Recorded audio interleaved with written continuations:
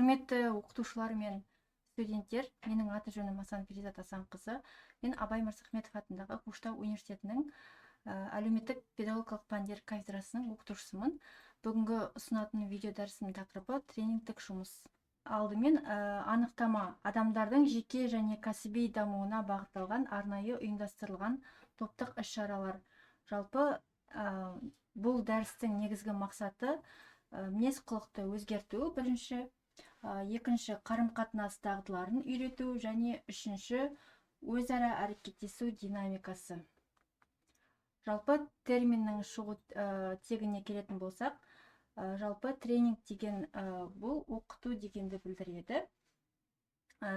Жалпы бастапқы кезеңде спорт, денені жаттықтыру деген мағынаны білдірген.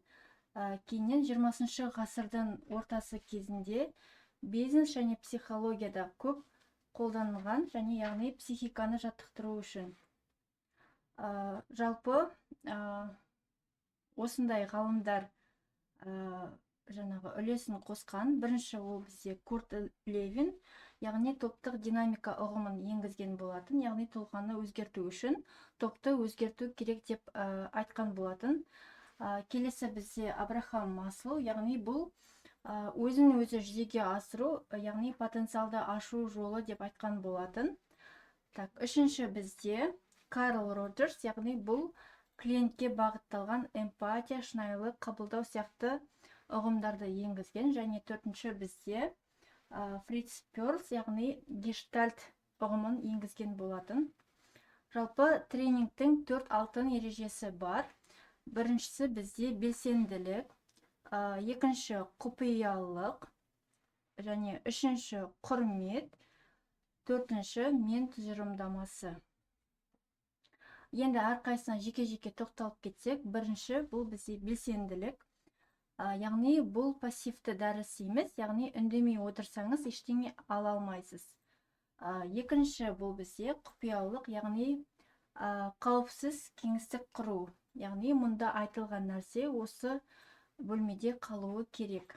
Үшінші бұл бізде құрмет, яғни біз ешкімге сын айтпаймыз. Тренингта ешқандай да дұрыс емес пікір жоқ, яғни кез келген адамның пікірі маңызды болып табылады.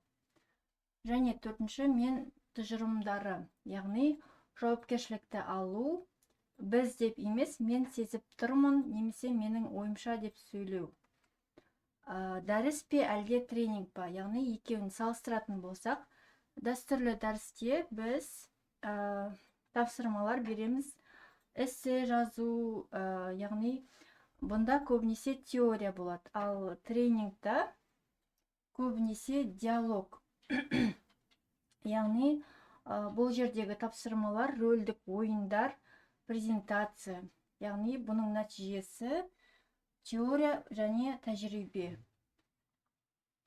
Топтық динамика бұл көрінбейтін өзен, яғни оның басы сақтық пен суықтық, ортасы, яғни процесі, бірлескен қиындықтар, және оның нәтижесі сенім мен жылулық, яғни бұл тренердің бағыттауы бойынша. Келесі ереже бұл мұнда және қазір деп аталады, яғни осы бөлме, осы сәтте қалған айтылған заттар барлығы осы бөлмеде қалады.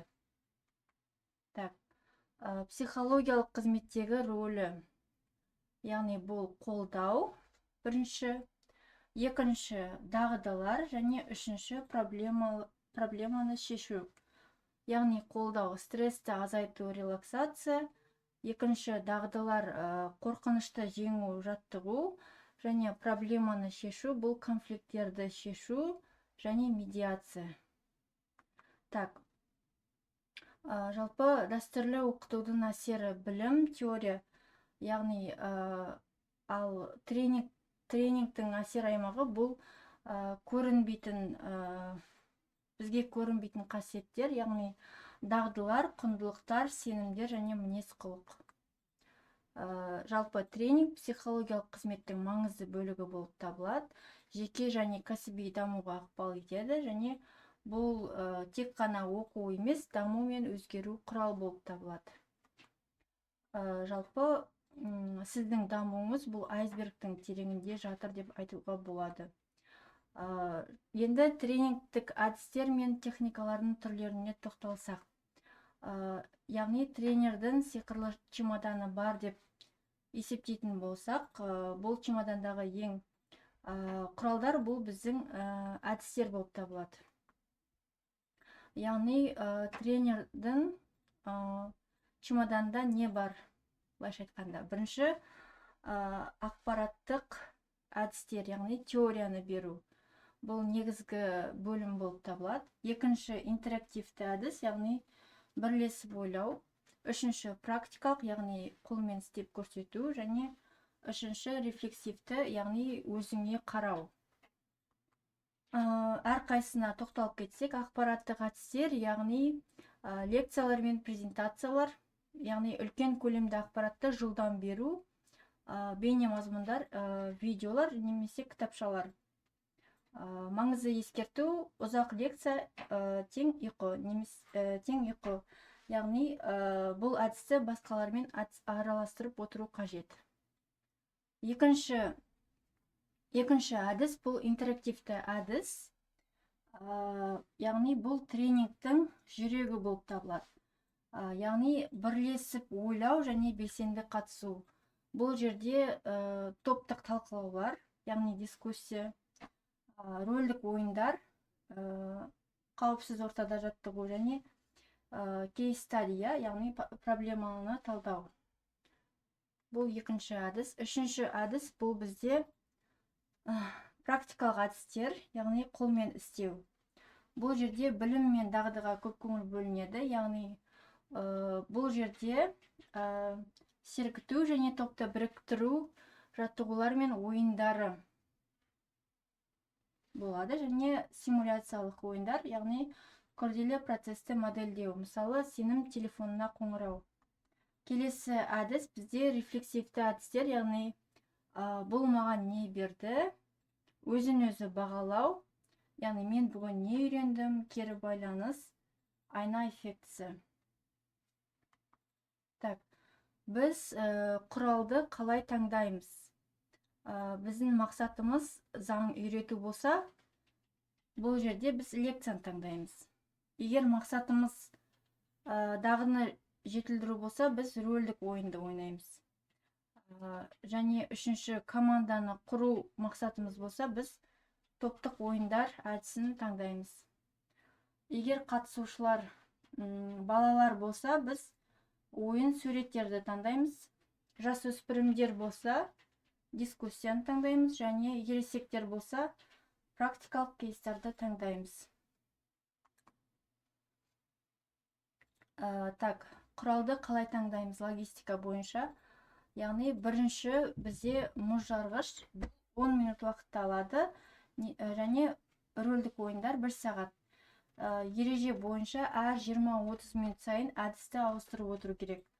Және ресурстардан презентация, және аквариум әдісі. Так, алтын кеңестерге тоқталсақ, бірінші әдістер коктейлі, яғни араластыру керек лекцияны, жаттығуды, талқылауды. Екінші В жоспары, яғни техника істен шықса дайын болу керек. Және үшінші жаңа әдістерді байқап көру керек.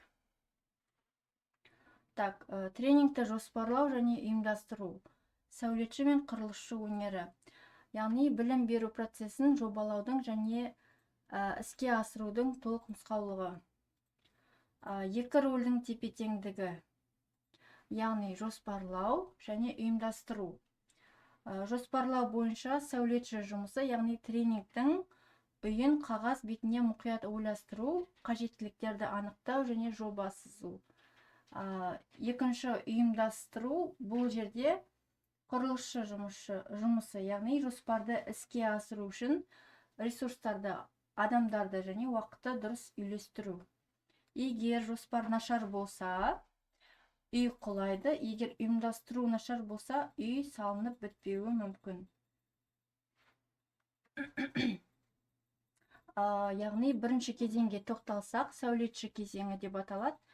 Бұл сызбаны жасау, яғни тренингтің іргетасын қалау және аудиторияны зерттеу болып табылады. Яғни біз бірінші смарт мақсаттар құрамыз. Яғни қатысушылардың коммуникациясын жақсарту және тренинг соңында қатысушылар белсенді тыңдау техникасын қолданып, әріптесінің сөзін бөлмей, негізгі ойды үш сөйлемнен қайталай алатын болады. Жалпы смарт мақсаттар ол нақты, өлшенетін, қолжетімді, өзекті және уақытпен шектелген. Келесі бізде аудиторияның рентгенін түсіру, яғни бұл дегеніміз анализ сұрақтары, жасы қанша, тәжірибесі бар ма, шынайы күтулері қандай, қорқыныштары қандай деген сияқты. Яғни сол анализ бойынша екіге бөлінеді, яғни гомогенді топ және гетерогенді топ. Яғни гомогенді топ ол бір сала мамандары, жастары шамалас болып табылады. Артықшылықтары ортақ тіл тез табылады, ал кемшіліктері жалықтыру оңай, жаңа көзқарас тапшы болып табылады. Екінші топта бұның мамандықтары әртүрлі және әртүрлі жас. Артықшылықтары пікірлер алуан түрлі және кемшілігі басқару қиын, кейбірі бәрін білемін десе, басқалары мүмкін түсінбеуі. Бағдарламаның құрылымдық скелеті жалпы кіріспе 10-15% құрайды. Бұл жерде танысу кіреді, ережелерді бекіту, күтілімдерді анықтау. Екінші бөлім 60-70% құрайды. Бұл яғни негізгі бөлім. Бұл жерге теория, жаттығулар, дағды қалыптастыру және қарапайымнан күрделіге қарай логикасы кіреді. Және қорытынды бөлім 15-20% алады. Бұл жерде кері байланыс жасау, рефлексия және қорытындылау, жаңа тақырыпқа көпір салу жатады. Құрылысшы кезеңі, яғни залға кіру, жоспарды қолға алып, адамдармен және ресурстармен жұмыс істеу. Іргетасты құю, яғни алғашқы қадамдар. Бізде бірінші мұз жарғыш, яғни айсбрекер.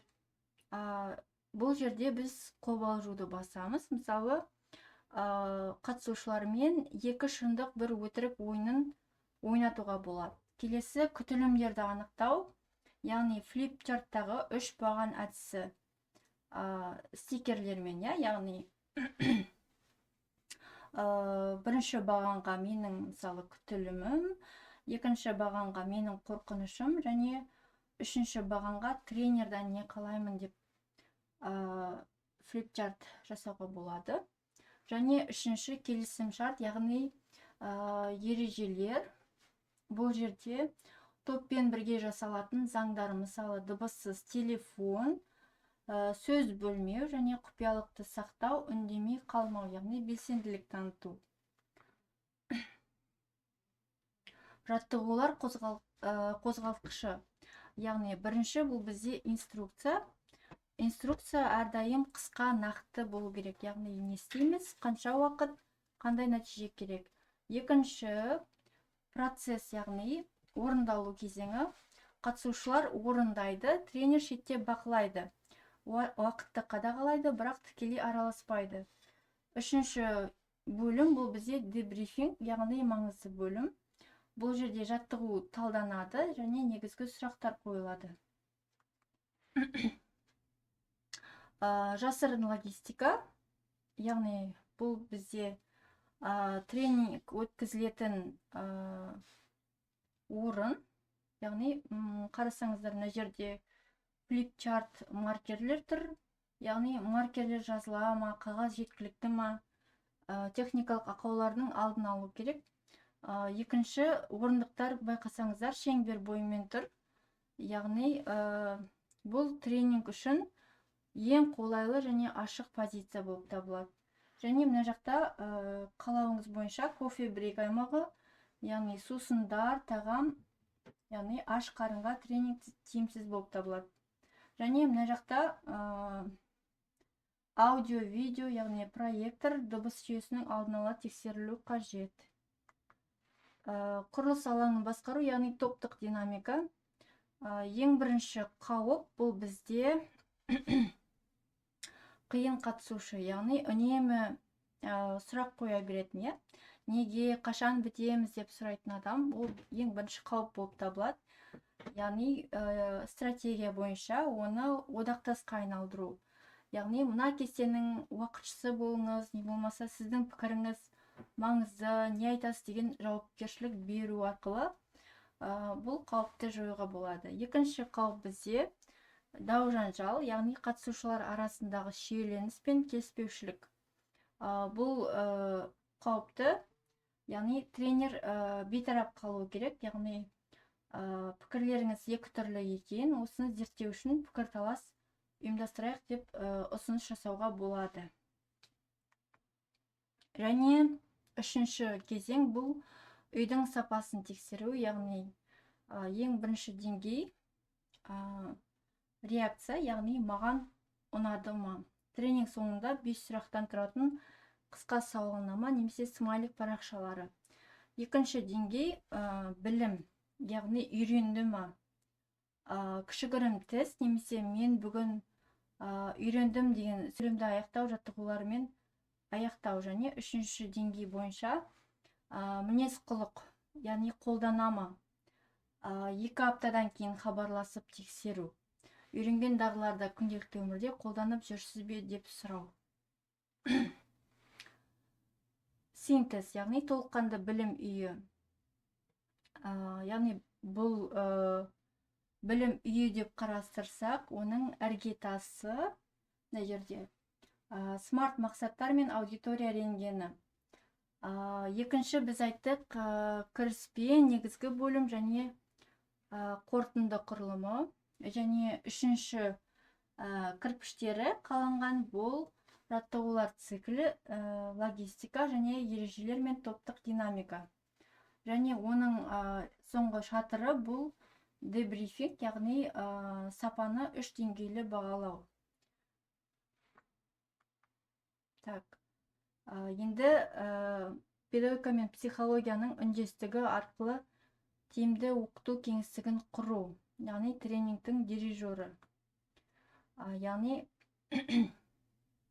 біз тренерді симфонияны тудыратын дирижер деп алсақ, оның екі жаңағы бөлімі деп алайық, педагогика және психология. Педагогика бұл ноталар мен партитуралар, яғни не ойнату керек, мазмұн мен әдісті басқару ғылымы. Ал психология бұл көңіл-күй мен үндестік, яғни қалай ойнату керек және процесс пен атмосфераны сезіну қабілеті. Қатысушыларға нені және қалай үйретеміз? Бұл ноталарды оқу өнері, яғни педагогика, үйрету туралы нақты ғылым. Тренинг жай ғана бос уақыт өткізу емес, оның өлшенетін нақты мақсаты болуы шарт. Жалпы тренингтің өмір сүру шегі. Бұл тренингтің ең төменгі деңгейі. Осы сызықтан төмен тренинг өмір сүрмейді. Яғни ең бірінші білу, екінші түсіну, және үшінші қолдану, төртінші талдау, бесінші жинақтау, және алтыншы бағалау. Жалпы ересектерді оқыту архитектурасы. Ересек адамның оқуы қалай болады? Бірінші, өз тәжірибесі бар, яғни онымен санасу керек, яғни сіздің тәжірибеңіз қандай деп сұрақ қою және сабаққа қосу қажет. Екінші, неге сұрағы. Әр жаттығудың мақсатын түсіндіру керек, әрекеттің мағынасы нақты болу шарт. Және үшінші, практика.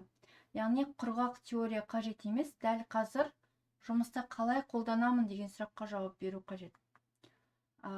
Келесі бізде айна әсерін қалыптастыру, яғни педагогикада кері байланыс, бұл айна, яғни адам өзін сырттай көрмейді, тек кері байланыс арқылы көреді. яғни мына жерде бірінші біз ол адам туралы жақсы нәрсе айтамыз, яғни саған сенімді даусың қатты ұнады. Екінші, жақсарту, яғни қолдарыңда қалтаңда ұстамай қимылдатып сөйлесең, одан бетер күшті болар еді деп айту керек. Және үшінші, қолдау көрсету, жалпы өте жақсы бастама, келесі жолы одан да жақсы болады. Яғни бірден негативті пікір айтпай, бірінші жақсы пікір, одан кейін жақсарту, яғни түзету, және үшінші қолдау білдіру қажет. Жалпы қатысушылардың ішінде не болып жатыр? Бұл психология ішкі күйді басқару, яғни мазмұн қаншалықты керемет болса да, адамның ішкі әлемі қабылдауға жабық болса, оқу процесі жүрмейді. Яғни психологиялық қауіпсіздік механизмі. Жалпы адамның миы қауіпті сезсе, мысалы, мені күлкі қылды ма, әлде қателестім бе деген ой туындаса, ол оқуды дереу тоқтатады. Яғни оның қорғану орталығы жұмыс істейді. Тренердің міндеті бұл уақытта қателесуге рұқсат етілген атмосфера құру, қате жауапқа жоқ, бұрыс деудің орнына бұл қызықты көзқарас, басқалар не ойлайды деген сияқты жауап беру керек. Және мотивацияның ішкі қозғалтқышы, яғни ішкі мотивация бізде автономия, яғни менің таңдауым бар, мысалы жаттығуды жеке немесе топпен істегенді қалайсыңдар деген таңдау беру. Екінші, құзыреттілік, мен мұны істей аламын, тапсырмалар шақыру деңгейінде болуы тиіс, тым жеңіл немесе тым қиын болмауы керек. Және байланыс, мені қабылдайды, осы топтың бір бөлшегімін деген сенім. Жалпы топтық динамиканың толқыны, бірінші бұл бізде форминг, яғни қалыптастыру. Бірінші сағат бұл жерде сыпайылық, бір-біріне мұқият қарау. Екінші сторминг, яғни дауылдасу. Бұл кезеңде көшбасшылық үшін күрес, тренерге қарсылық болуы мүмкін. Бұл табиғи процесс, яғни бұл жерде ашуланбау керек және нақты ережелер беру керек.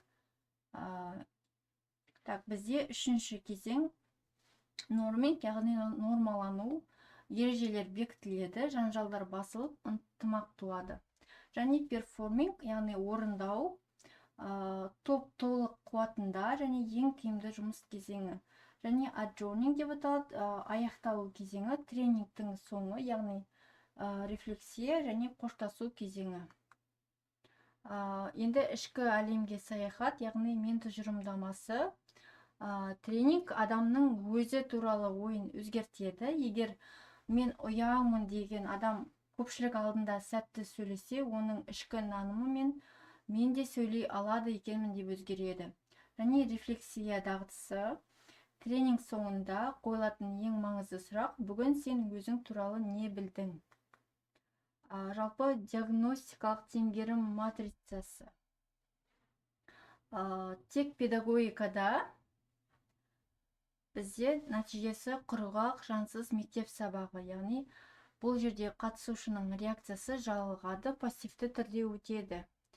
Ал тек психологияны қолданатын болсақ, бұл жердің нәтижесі психотерапиялық топ және әдемі әңгіме. Бұл жердегі қатысушылардың реакциясы эмоционалды босаңсиды, бірақ нақты жаңа дағды меңгерілмейді. Енді олардың алтын қиылысы, бұның нәтижесі бізде жаңа дағды қалыптасады, яғни педагогиканың арқасында, және оны іштей өзінікі ету, яғни психологияның арқасында. Және қатысушылардың реакциясы бұл жерде жұмыс орнындағы шынайы мінез-құлық өзгерісі. Және тепе-теңдік практикада, яғни стрессті басқару мысалы, яғни педагогикалық кіріс, яғни стресс кезінде қолданылатын нақты үш тыныс алу техникасын үйрету және жаттықтыру. Бұл бізде педагогикалық кіріс және психологиялық интеграция. қатысушылардың жеке стресс көздерін тануына және осы техникаларды шынайы өмірде қолдануға кедергі келтіретін ішкі қорқыныштарын талқылау.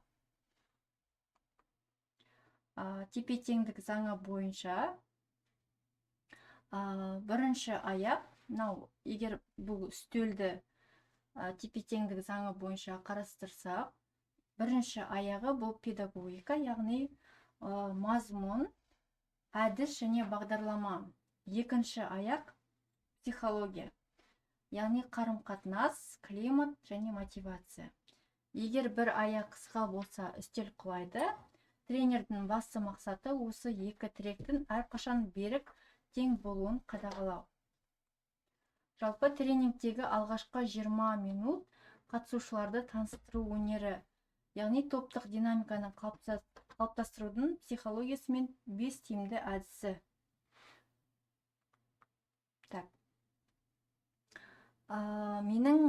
Неге менің атымды сұрайсыз, яғни үндемейтін бейтаныс адам. Кешке бардыңыз, бөлме толы бейтаныс адам, ешкіммен сөйлеспесеңіз, 1 сағаттан соң үйге қайтасыз. Яғни бұл үндемейтін бейтаныс адам. Егер ол ешкіммен сөйлеспесе, ол әрине үйге қайтады, я? Егер біреу келіп, сәлем, мен Айдоспын, сіздің атыңыз кім десе, сіз бөлмеде өз орныңызды сезінесіз. Яғни тренингте дәл солай атын атап, назар аударған адам енді бөтен емес. Жалпы таныстыру бұл жай ғана формальдылық емес. Яғни көпшілік тренерлер таныстыруды тек сыпайылық үшін жасайды, бірақ оның көзден таса терең стратегиялық мақсаты бар. Яғни ол көрінетінізге 10% ол сыпайылық, ал көрінбейтін 90% бұл психологиялық миссия болып табылады.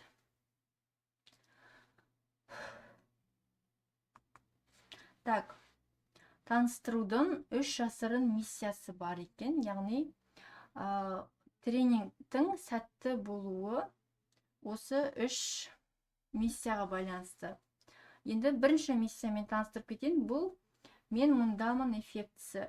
Яғни адам өз атын айтып сөйлегенде топта өзінің бар екенін белгілейді. Басында сөйлемеген адам кейін үндемейді.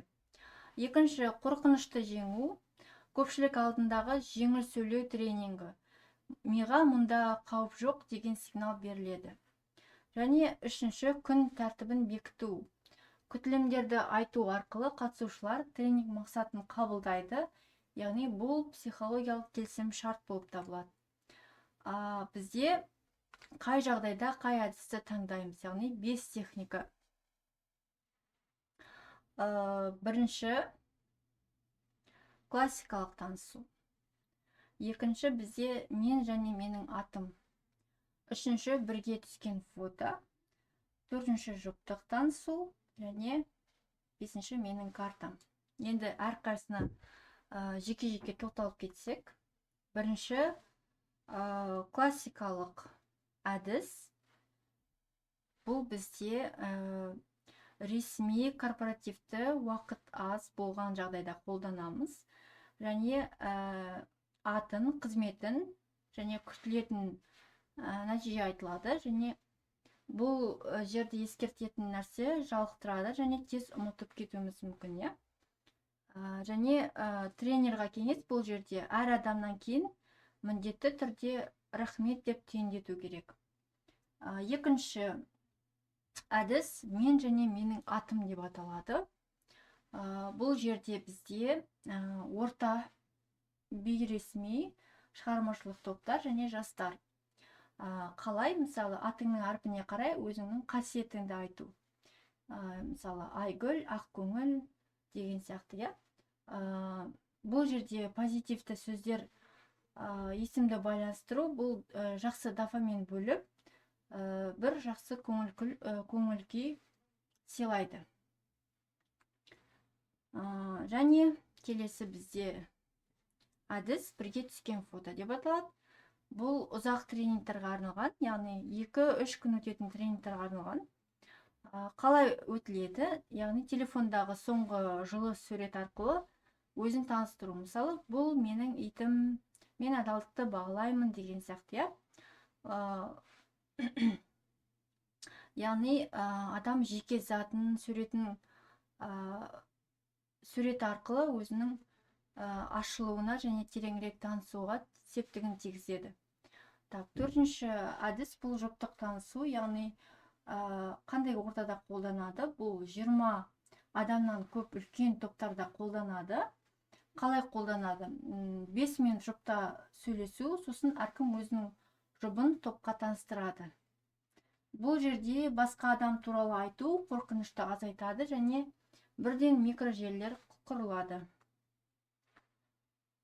Және бізде 5-ші әдіс бұл қолдану жағдайы географиялық әртүрлі топтар, яғни әр қаладан, аймақтан келген қатысушылар болған жағдайда. Қалай жасау керек? Қабырғаға үлкен карта ілінеді, салынандай. Және менің әркім өз қаласына белгі соғып, мысалы, менің қаламның ерекшелігі деп айта бастайды. Яғни бұл жерде туған жер әр адам үшін ең қауіпсіз мақтанышқа толы тақырып, оны айту арқылы топ алдында әлдеқайда жақсы ашыла алады. Және диагностика бойынша жиі кездесетін 5 қате және олардың емі. Бірінші бізде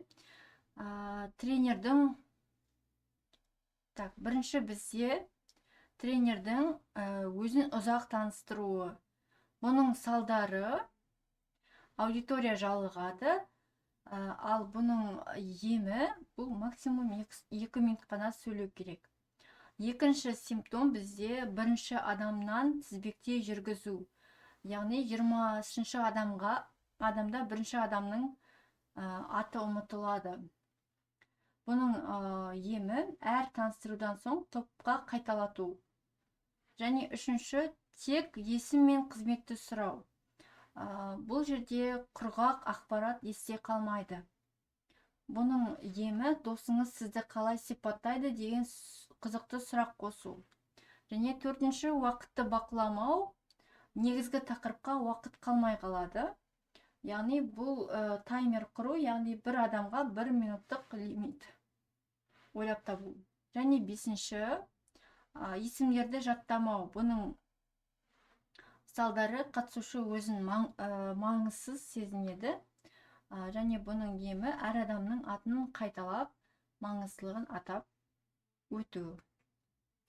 Ілгері деңгей, яғни топтық динамиканы іске қосу. Таныстыру кезінде сіз тек ақпарат жинамайсыз, болашақ динамиканың іргетасын қалайсыз. Яғни тренер көпір әдісі бір қатысушының жауабын екіншісімен байланыстырып отыру қажет. Яғни Марат пен Айгерімнің жауаптарын бір-бірімен байланыстырып отыру қажет. Яғни диалог осылай басталады. Мысалы, Марат стрессті басқарғысы келеді екен, ал Айгерім сіз ше деген сияқты. Және бұл көпір әдісі болса, екінші ортақ нәрсе іздеу әдісі. Яғни ұқсас мәселелерді немесе хоббиді бірден атап өту. Бұл бүкіл топты біріктіреді. Мысалы, қараңыздар, екеуінде де бұл тақырып маңызды екен деген сияқты. Келесі, қатысушылардың мотивациясын қалай арттырамыз? Тренердің басты міндеті мен қалаймын, яғни ішкі мотивация ояту, яғни бұл жерде тренингқа өз еркімен келгендер, жаңа білім алуға құмар адамдар және жұмыс істеу оңай әрі жеңіл болады. Екінші, сыртқы мотивациямен келгендер, яғни мысалы басшылықтың бұйрығымен, немесе сертификат алу үшін келгендер, немесе қиын қатысушылар, иә. Яғни мотивация бұл қозғалтқыш отыны болып табылады. Яғни тренинг бағдарламасы қаншалықты тамаша жобаланса да, ол өздігінен жүрмейді. яғни оның отыны, яғни бензині мотивация болып табылады. Яғни машина ол орнынан қозғайтын жалғыз күш мотивация болып табылады. Бұл жерде тренердің міндеті тек рөлді басқару емес, үнемі отын құйып отыру, және отынсыз ешқайда бара алмайсыз, қарапайым мысал ретінде. Теориядан практикаға өтсек, қажеттіліктер матрицасы. Бұл жерде Маслоу пирамидасы бойынша негізгі қажеттілік физиологиялық жайлылық. Бұл жерде тренердің әрекеті ең бірінші бөлме температурасын реттеу, жайлы орындықтармен қамтамасыз ету, және мотивация нөлге тең болмау керек. Және екінші өзін өзі айқындау. Бұл жерде негізгі қажеттілік психологиялық бақылау. Яғни біз бұл жерде тренердің әрекеті таңдау құқығын беру және қатысушының құзыреттілігін сезіндіру. Жалпы мотивация моделі Маккелланд бойынша, яғни жеке драйверлер бұл жерде негізгі қажеттілік, және тренердің әрекеті адамдарды типтеріне қарай бағыттау болып табылады. Жалпы қозғалтқыштың 3 цилиндрі, яғни өзін өзі айқындау теориясы. Бірінші бізде автономия, менің таңдауым бар сезімі. Бұл бізде бірінші цилиндр болса. Екінші құзыреттілік, мен жасай аламын сезімі. Екінші цилиндр. Және үшінші байланыс, мен осы топқа кіремін сезімі. Яғни осы 3 қажеттілік қатар орындалғанда ғана қатысушы процесті толықтай өз мойнына алады. Және қатысушылардың профильдері, яғни Маккелланд моделі бойынша билік қажеттілігі, яғни лидерлер, сипаттама бойынша басқаруды және бағыттауды қалайды. Бұл жердегі тренердің қадамы оларға жауапкершілік немесе сарапшы рөлін беру қажет. Екінші модель бізде табыс қажеттілігі, яғни нәтижеге бағытталғандар қиындықтарды жеңіп мақсатқа жетуді қалайды. Бұл жердегі тренердің қадамы нақты өлшенетін тапсырмалар мен шақырулар беру, яғни челлендж дейміз ғой. Және үшінші тиістілік қажеттілігі қарым-қатынас іздейтіндер, яғни сипаттама бойынша топтың бір бөлігі болуды және сыйластықты қалайды. Бұл жердегі тренердің қадамы топтық жұмыстарға қосып пікірталасқа тарту керек. Және моментум жинау, яғни неге және жеңіс әдістері. Бірінші бізде мәнін түсіндіру. Жаттығу алдында бұл өмірде қалай көмектеседі деп сұраңыз. Мысалы, 5 минуттық тыныс алу, стрессті жедел түсіру. Екінші, жеңіл жаттығу, барлығы орындай алатын тапсырма, яғни алғашқы табыс сезімін ұялатады. Және үшінші, орташа жаттығу, көпшілік орындай алады, қызығушылықты арттырады. Және төртінші, қиын жаттығу, яғни шақыру, тек сенімділік пайда болғаннан кейін ғана күрделі тапсырмалар беріледі. Жалпы басқару тұтқасын беру, яғни таңдау еркіндігін жасатқызу. Адам таңдау жасаған кезде ол процеске автоматты түрде иелік етеді. Бұл ішкі мотивацияны күрт арттыратын ең жылдам тетік болып табылады. Жалпы жоғары октанды мадақтау, яғни сапа бақылауы. Қарапайым жарайсың немесе жақсы сөздері жұмыс істемейді. Мадақтау қозғалтқышын оталдыру үшін 3 критерийға сәйкес болу керек. Бірінші, бізде жеке, яғни адамның атын айту. Мысалы, Мадина, сіздің презентацияңыз керемет екен деген сияқты адамның атын айту. Екінші, нақты, яғни жалпылап емес, дәл не істегенін көрсету. Мысалы, сұрақтарға жауап беру кезінде өте сабырлы болдыңыз деген сияқты дәл не істегенін көрсету. Үшінші, шын жүректен айту, яғни жалған мадақтау жүйеге зиян келтіреді, тек шындықты айту керек. Көрнекі прогресс, яғни нәтижені өлшеу. Бастапқы деңгей қалай болды және қорытынды деңгей қалай болды. Басында өлшеу, яғни тренинг басында қатысушылардан өз деңгейлерін 1-ден 10-ға дейін бағалауды сұрау керек. Және екінші, соңында қайта өлшеу, тренинг аяқталғанда қайта бағалату керек. Және үшінші, нәтижені көрсету. Қараңыздар, сіздер орта есеппен 3-тен 7-ге дейін көтерілдіңіздер деп нәтижені көрсету. Басқару тақтасындағы ескертулер 5 қатаң қателік. Бірінші, ұзақ монолог, яғни 20 минут үздіксіз сөйлеу мотивацияны өлтіреді. Әр 10-15 минут сайын форматты ауыстырып отыру керек. Екінші қателік, бұл жауапты кемсіту, яғни бұл дұрыс емес. Деудің орнына бұл қызықты көзқарас, басқалар не ойлайды деп айту. Үшінші, уақытты сыйламау, яғни кеш бастау немесе кеш аяқтау адамдардың жоспарын бұзып, наразылық тудырады. Төртінші, бір сарынды дауыс, яғни энергиясыз сөйлеу жұқпалы ауру сияқты аудиторияға тез тарайды. Және бесінші, атын ұмыту, яғни қатысушының атын ұмыту, оның қажеттіліктерін елемеумен тең болып табылады. Ақауларды жою, жиі кездесетін кедергілер. Бірінші қате, бұл кешкі тренинг бәрі шаршаған уақытта тренинг өткізу тиімсіз болып табылады. Бұның шешімі тез қимылдататын 2 минуттық сергіту сәтін ұйымдастыру. Екінші, топ ынтасыз, ешкім сөйлеспейді.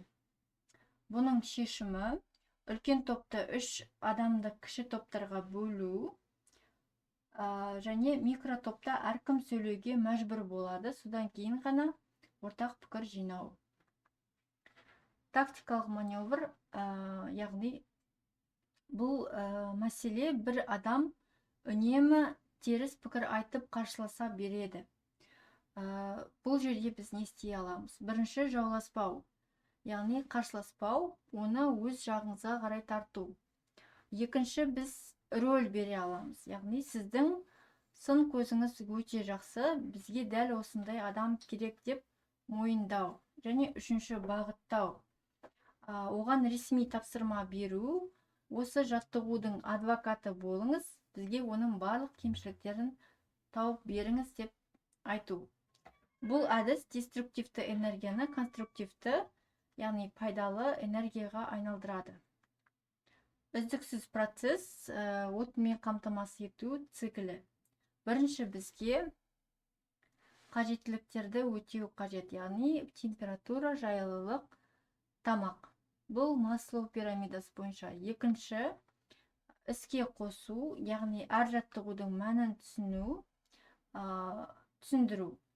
Және үшінші, жүргізу, яғни автономия беру, таңдау еркіндігін және жеңіс сезімін беру. Төртінші, қайта толтыру, нақты мадақтау және көрнекі прогресті көрсету. Яғни мотивация бұл бір рет жасалатын нәрсе емес, бұл үздіксіз процесс болып табылады. Шаршап кеттім. Кішкене қалды. Кішкене қанша минут қалды? Все хорошо. 5 минутта қалды. Все хорошо. Так, өзгеріс агентінің нұсқаулығы. Тренинг тек дағды құралы емес, тренинг тұтас қоғамды өзгерте алады. Яғни әлеуметтік мәселелердің түбірі. Мысалы, ақпараттың жетіспеушілігі, яғни адамдар білмейді. Бұл кезде не аламыз? Не істей аламыз? Ақпарат беру, яғни шешімі ақпарат беру. Екінші, дағдылардың жоқтығы. адамдар істей алмайды, яғни тренинг арқылы дағды қалыптастырамыз.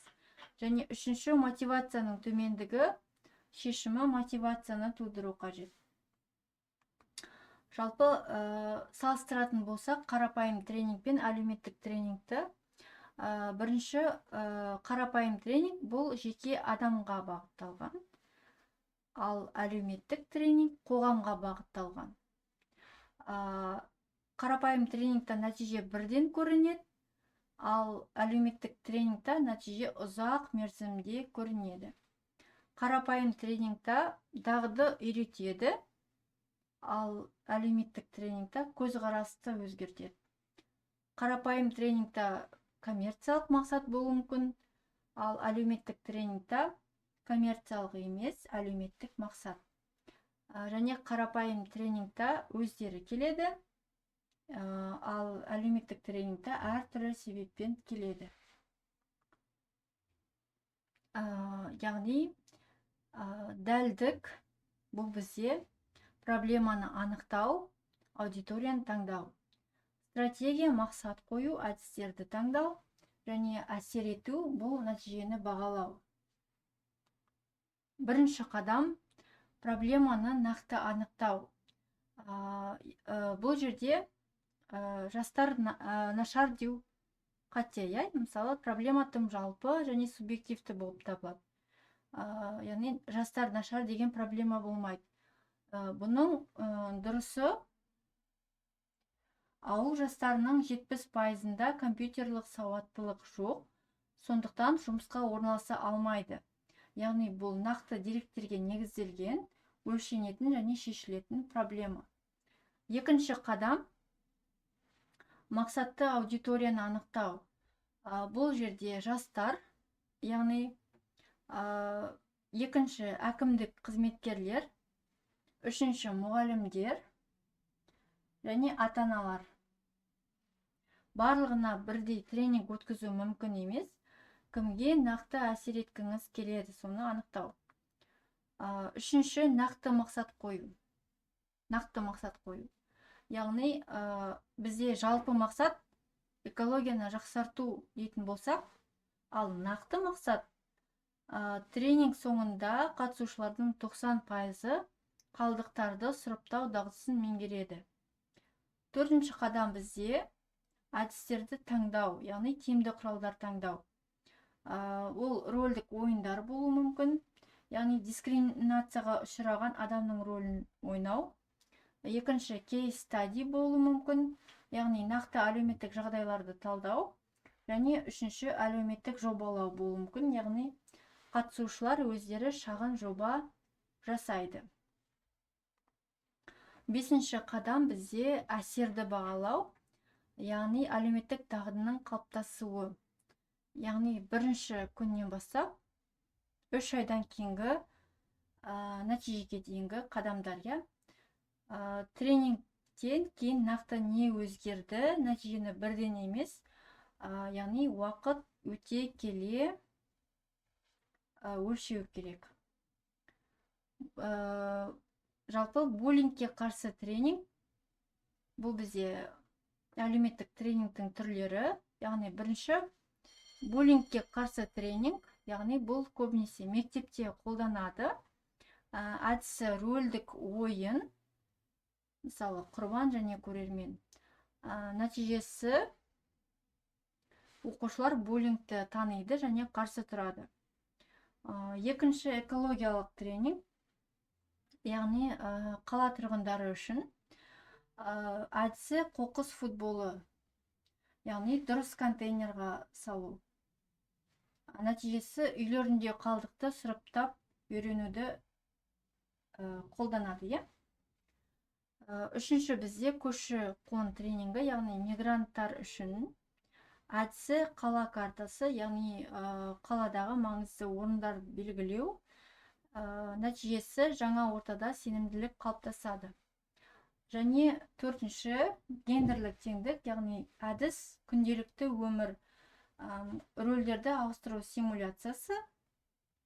Бұның нәтижесінде гендерлік теңсіздік көріністерін тануды үйренеді. Жалпы табысты әлеуметтік тренингтің 3 құпиясы бар. Бірінші жергілікті контекст, екінші әсер етушілер және үшінші пост қолдау. Жалпы бірінші жергілікті контекстті білу, яғни ауылда тренинг өткізсеңіз, қалалық мысалдар келтірмеу қажет және ауылдың өз проблемаларын, өз тілін қолдану қажет. Екінші, әсер етушілерді тарту. Тек аудиторияны ғана емес, ауыл ақсақалын, әкімді немесе белсенділерді шақыру, олар өзгерістің агенттері болады. Және тренингтен кейінгі қолдау. Яғни бір күндік шара ол мәселені шешпейді. Міндетті түрде жоспарлау керек.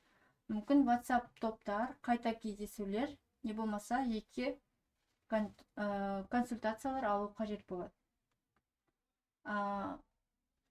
Яғни сіз тек тренер емессіз, сіз өзгеріс агенттісіз. Тренингтік жұмыста эмоциялық интеллектіні дамыту.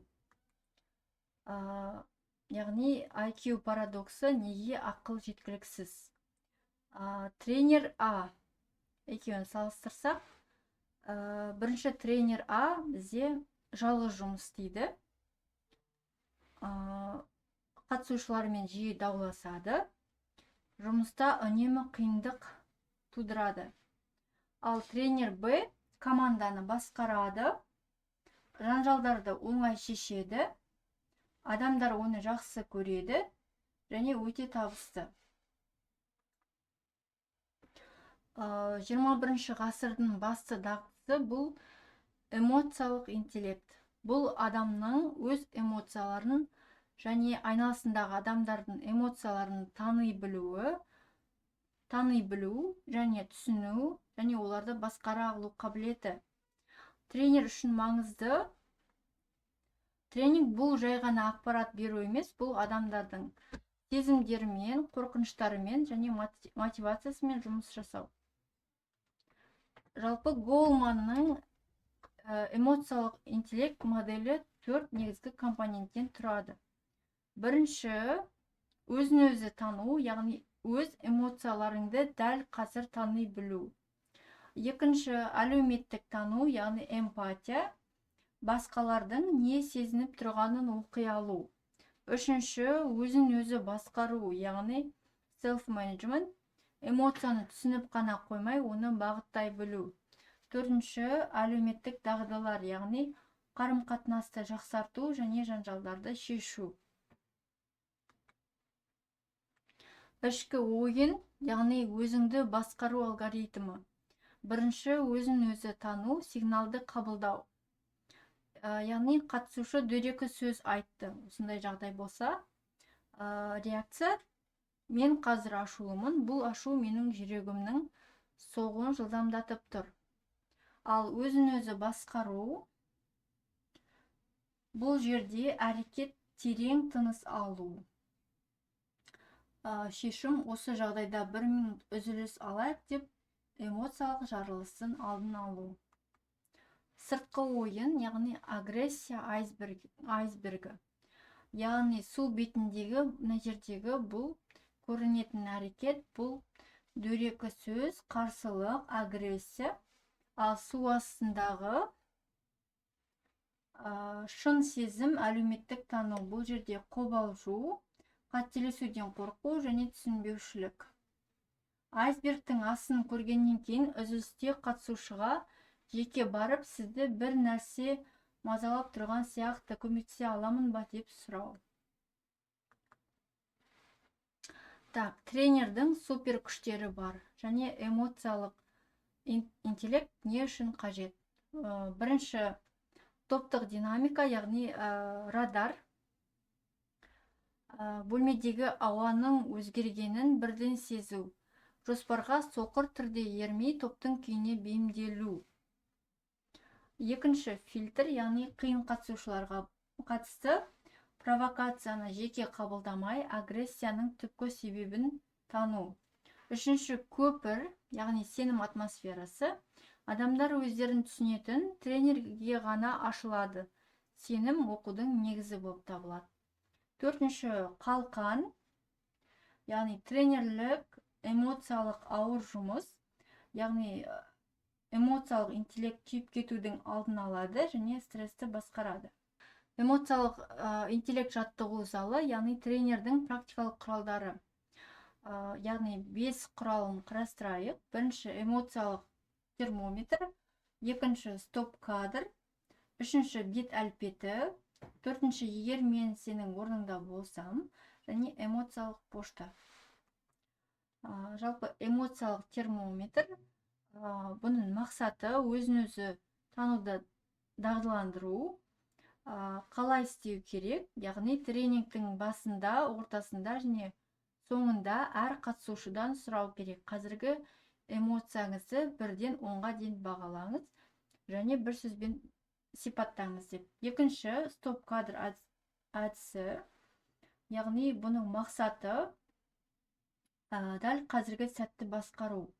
Қалай істеу керек? Рөлдік ойын кезінде тренер стоп деп айғайлайды.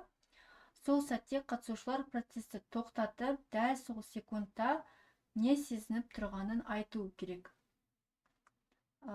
Келесі сыртқы фокус, яғни бет әлпеті, яғни мақсаты бойынша өзгелердің эмоциясын визуалды оқу, яғни қалай істеу керек.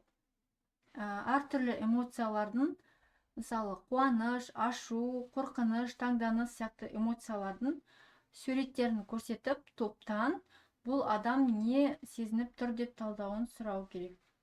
Және келесі, егер мен сенің орныңда болсам, мақсаты өзге адамның позициясына өту, яғни бір қатысушы проблемасын айтады, екіншісі, егер мен сенің орныңда болсам, мен деп бастап өзі мәселені оның көзімен көріп, өзінің сезімін білдіреді.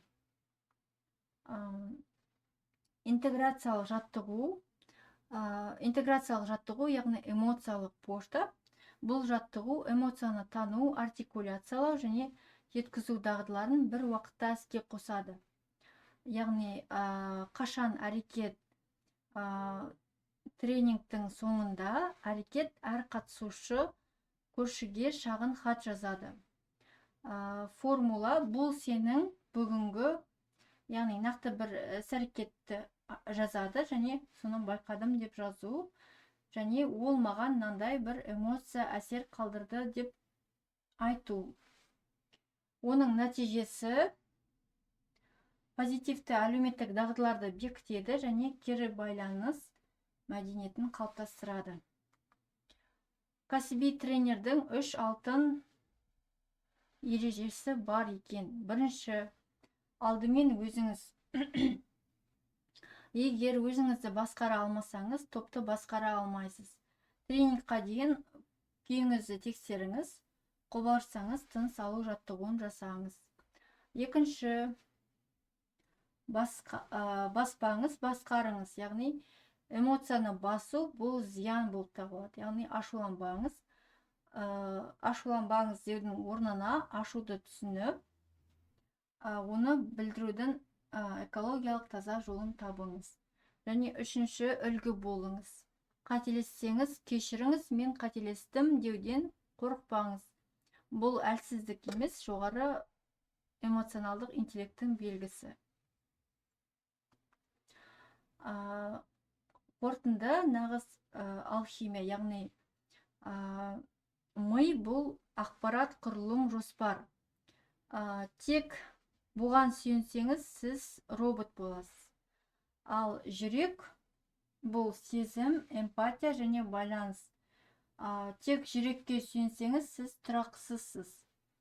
Ал кәсіби тренер осы екеуін үйлестіре алады. Яғни тепе-теңдік сақталғанда ғана қатысушылар бір нәрсе үйрене алады және бір өздерін жақсы сезіне алады. Адам тек логика емес, тренингтегі ең мықты құрал бұл презентация немесе ақпарат емес, ол сіздің бөлмедегі адамдарды сезіне алу қабілетіңіз. Сөйлеу мен түсінісудің ара жігі қандай? Қарым-қатынас дағдыларын дамыту, яғни техникалық нұсқаулық және тренингтің негіздері. Мен оны түсіндім, бірақ ол мені түсінбеді парадоксы. Яғни адам күніне орта есеппен 16.000 сөз айтады екен. Естілген сөздер қарсы тараптың назарына ілінген ақпарат. Бұл қабылдау процесі, яғни ал түсінілген сөздер шын мәнінде мақсатына жеткен ақпарат. Яғни біздің мақсат жай ғана сөйлеу емес, осы ақпараттық алшақтықты жойып, нақты сөйлесе білу. Қарым-қатынас тек ақпарат берумен шектелмейді, яғни бұл жерде белсенді тыңдау, яғни көзбен байланыс орнату, сұрақ қою, бас изеу және естіген затыңды растап отыру. Екінші, өз ойын жеткізу. Мен ойладым, сен түсінесің қағидасы жұмыс істемейді. Яғни ойды 5 жасар бала түсінетіндей нақты жеткізу. Үшінші, эмпатия. Яғни қарсы адамның аяқ киімін киіп көру, оның эмоциялық жай күйін сезіну. Төртінші, вербалды емес коммуникация, яғни дене тілі мен дауыс ырғағы. Сөзден гөрі көбірек ақпарат тасымалдаушы. Және бесінші, конфликтті шешу, келіспеушілікті қиратушы соғысқа емес, конструктивті шешімге айналдыру. Ақпараттың 93% сөзсіз беріледі. Яғни оның 55% дене тілі, яғни поза, көзқарас, қол қимылы. Бұл ең үлкен үлес алады. Және 38% дауыс ырғағы, тембр, тон, сөйлеу жылдамдығы. Және 7% бұл сөздер айтқан мәтініңіздің өзі. Яғни сіздің не айтқаныңыз маңызды емес, оны қалай айтқаныңыз әлде қайда маңызды болып табылады. Сөздер тек ақпаратты, ал дене, дауыс мағынаны жеткізеді. Нашар коммуникацияның жасырын құны. Жұмыс орнында мысалы. Жұмыстан кетудің басты себебі төмен жалақы емес, нашар қарым-қатынас, яғни әріптеспен немесе басшылықпен тіл табыса алмау мансапты тұншықтырады. Екінші, жеке өмірде отбасылық жанжалдардың 90% бірін-бірін түсінбеуден туындайды. Үшінші, өзің үшін, яғни денсаулық үшін өз шекараңды қорғай алмау, көбінесе жоқ дей алмау, тікелей созылмалы стресс немесе депрессияға әкеледі. Бірінші әдіс сен позициясынан, яғни мен тұжырымына өту. Яғни сен позициясы көбінесе айыптау позициясы болып табылады. Яғни қарсы адам қорғанады көбінесе және шабуылдайды. Мысалы, сен әрқашан кешігесің деп айтудың орнына, мысалы, мен позициясын қолданған кезде, бұл жерде айыптау емес, сезімді білдіру. Яғни қарсы адам сізді естуге және түсінуге тырысады. Бұл жерде сен әрқашан кешігесің деудің орнына, мен сенің кешіккеніңе уайымдаймын, себебі кездесуімді жоспарлай алмаймын деу керек. Тренингтік жаттығу жұптасып күнделікті шағымдарды мен тұжырымы форматына айналдыру. Екінші әдіс айна әдісі арқылы белсенді тыңдау. Бірінші қадам бізде хабарлама. Яғни сөйлеуші мен бүгін жұмыста қатты шаршадым. Бастығым үнемі сөгіс айтады. Екінші қадам растау, яғни сөйлеуші, сұхбаттасушы сіздің мағынаны дұрыс түсінгеніңізді растайды немесе түзетеді. Үшінші қадам қайталау, яғни тыңдаушы өз сөзімен айтады. Сіз бастығыңыздың сөгісінен шаршап қиын күн өткіздіңіз бе деген сияқты. Яғни хабарлама, растау, қайталау. Мақсат сөзді тотығы сияқты қайталау емес, мағынаны бұрмаламай жеткеніне көз жеткізу. Үшінші және төртінші әдістер оқу және реакция білдіру. Үшінші әдіс бізде дене тілін оқу, яғни сипаттама бойынша бір адам хабарламаны тек қимылмен жеткізеді, екіншісі оны оқиды. Бұл тренингтің мақсаты адамдардың бір ауыз сөзсіз-ақ күрделі эмоцияларды және ойларды түсінісе алу тәжірибесін дәлелдеу. Төртінші әдіс қиын сұхбат, яғни рөлдік ойындар. Яғни келіссөз симуляциясы, бастық пен қызметкер, яғни бастықтан қызметкер мүмкін жалақы сұрайды. Не болмаса клиент пен менеджер, яғни клиенттен келетін шағыммен жұмыс жасау. Бұның мақсаты стресстік жағдайда сабыр сақтап, эмоцияға берілмей, нақты ой жеткізуді жаттықтыру. Бесінші әдіс бізде кері байланыс сэндвичі деп аталады, яғни көріп тұрғандарыңыздай бұл сэндвичқа ұқсайды, бірақ мына жерде біз бірінші жағымды бастамамен бастаймыз. Яғни сіздің презентацияңыз басы өте күшті болды, аудиторияның назарын бірден аудартты. Екінші біз сын айтамыз, яғни ол ортасында тұрады. Яғни жағымды бастамамен бастадық. Келесі біз сын айтамыз, яғни бірақ ортасында графиктар тым көп болып кетті, ақпаратты қабылдау қиындады. Бұл бізде екінші. Және үшінші біз қолдау айтамыз, яғни мотивация береміз. Дегенмен қорытынды бөлімде ойды қайта жинақтап, жақсы аяқтадыңыз, келесі жолы графиктерді азайтсаңыз керемет болады. Яғни бұл сынды қабылдауды жеңілдететін және адамның мотивациясын түсірмейтін ең тиімді психологиялық құрылым болып табылады. Тренер жай ғана жүргізуші емес, тірі үлгі болып табылады. Тренер не істеу керек? Яғни әр қатысушыны мұқият тыңдап, оның атын атап сөйлеу. Қателескен жағдайда кешіріңіз деп мойындаудан қорықпау.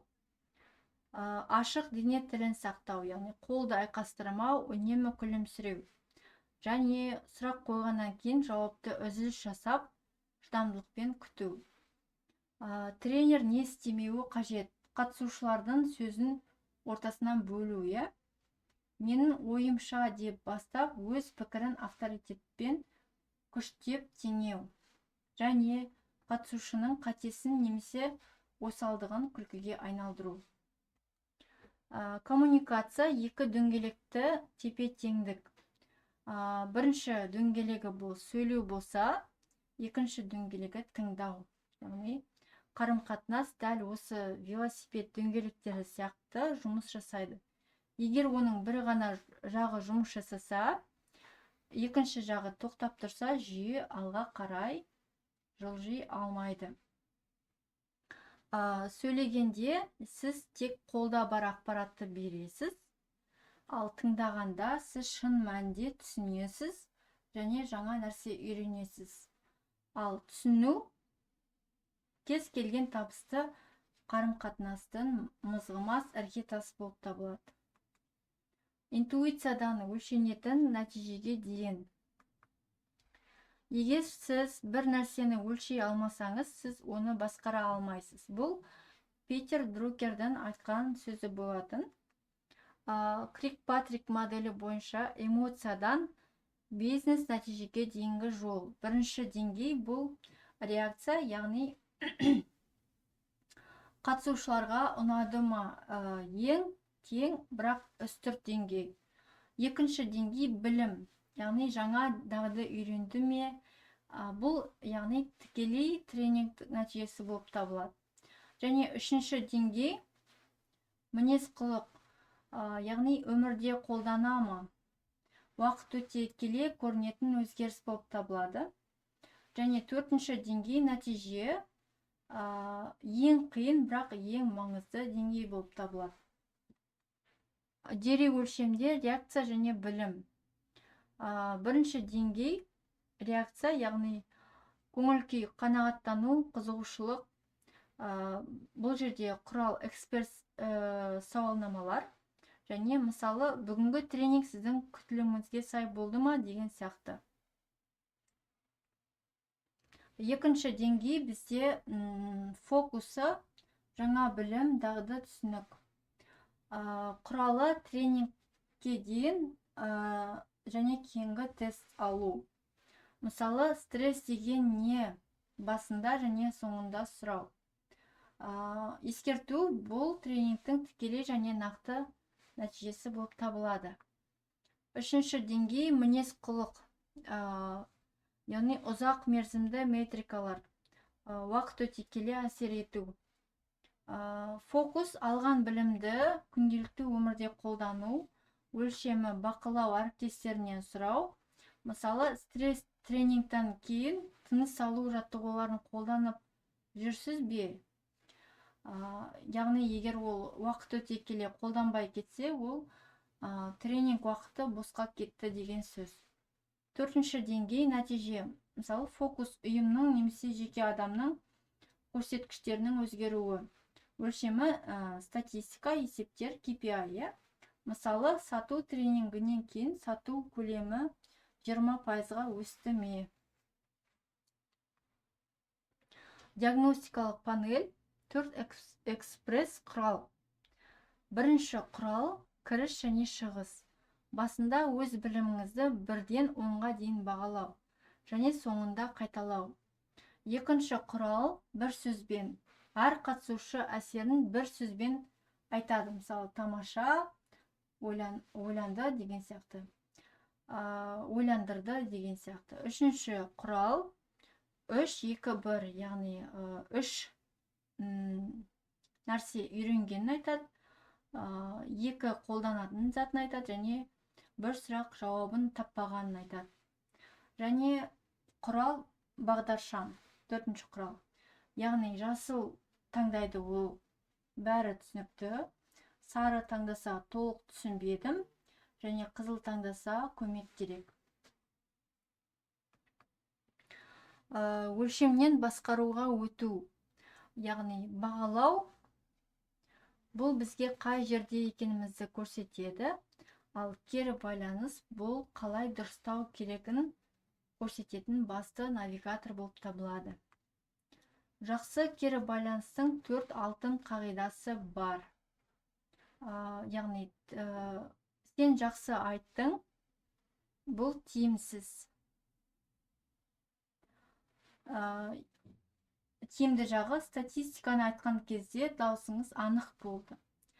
Екінші, 1 аптадан кейін немесе кешкі ас ішкен соң.